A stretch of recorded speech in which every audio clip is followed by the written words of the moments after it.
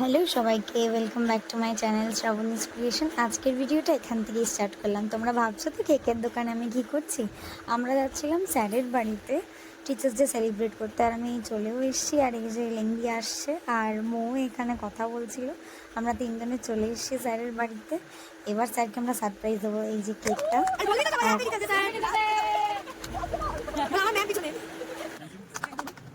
আপনি খান আগে, খান না স্যার।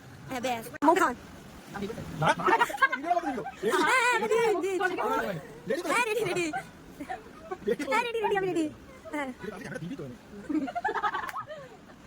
স্যার আমাদের জন্য অনেক আয়োজন করেছিল। আর এই যে আমাকে একটু লিঙ্ক দেখাচ্ছে, স্যারের সাথে আমি কথা বলছিলাম।